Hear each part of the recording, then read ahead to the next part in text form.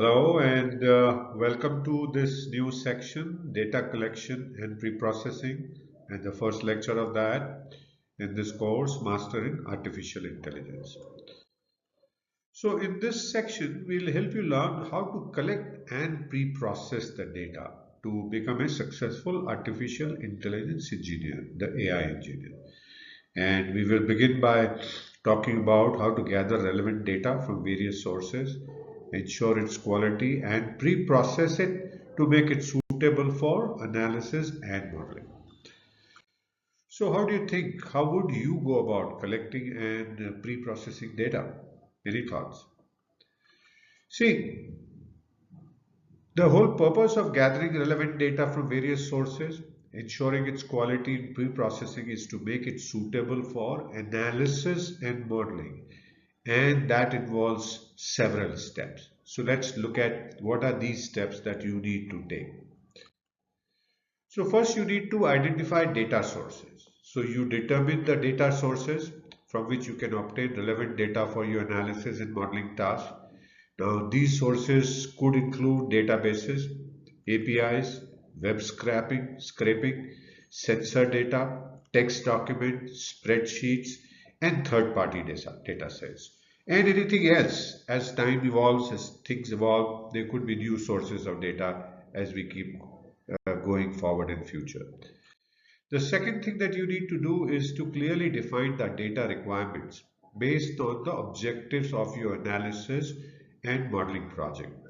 And there you need to identify the types of data, whether it is structured or unstructured, or also look at the variables of interest and any specific criteria or constraint that you need to be mindful of while defining the data requirements. Then you need to gather data from identified sources using appropriate models and tools. Now, this may involve, querying databases, accessing APIs, downloading files, or scraping website or collecting data from sensors in IoTs, right? So there are the five things that we would like to mention here that you can use to collect the data.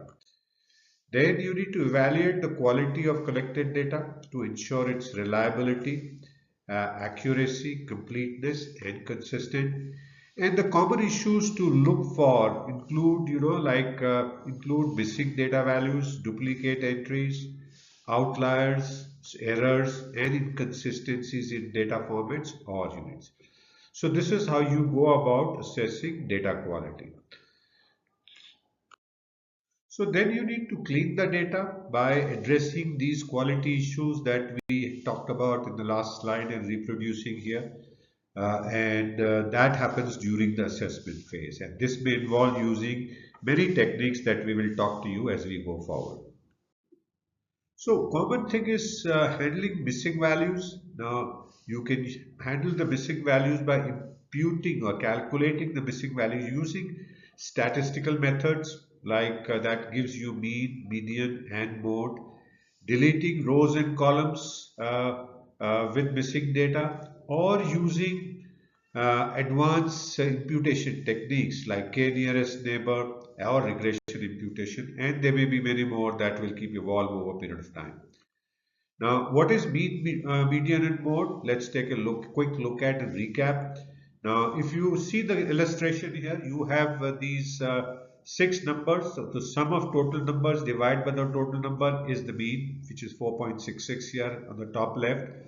Then the median is the top. You arrange the values in particular order and then pick the middle values. And here the median is 4 plus 6 divided by 2 equal to 5. Mode is the most common number, and here see 7 is the mode number, and range is the lowest and highest, which is 7 minus 1 equal to 6. So that's how you figure out mean, mode, and median values for the statistical part to use in your missing value. The second thing that we can talk about is the k-nearest neighbor technique for to use, and there it is a simple and versatile machine learning algorithm used for both classification and regression tasks, and it is based on the principle of similarity where the predicted label of value of the new data point is determined by the label or the value of its k nearest neighbor in the training data sets. So this is how this knn can also be used for missing values. Then regression imputation is another one in which you replace the missing value with predicted scores from a regression equation by using information from complete variables. Now, the advantage of this, it generates a complete data sets. A variable tends to be correlated. The disadvantage is the input data is perfectly correlated with the scores, and you might overestimate the correlation as a result of that. Removing duplicates is another task that you have in cleaning data. So you identify and remove duplicate records of entries from a data set, and Microsoft Excel offers a wonderful functionality called remove duplicates.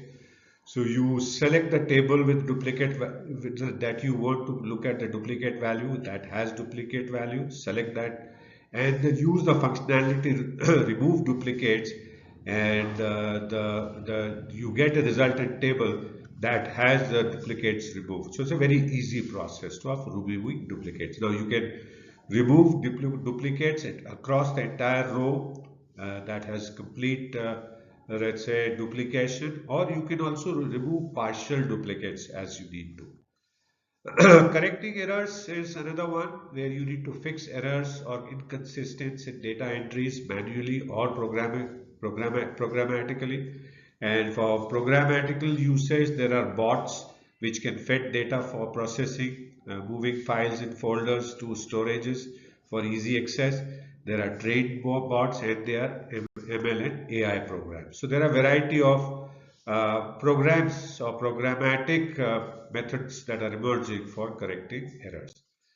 So having looked at these various things that you can do to clean the data, what do we do next?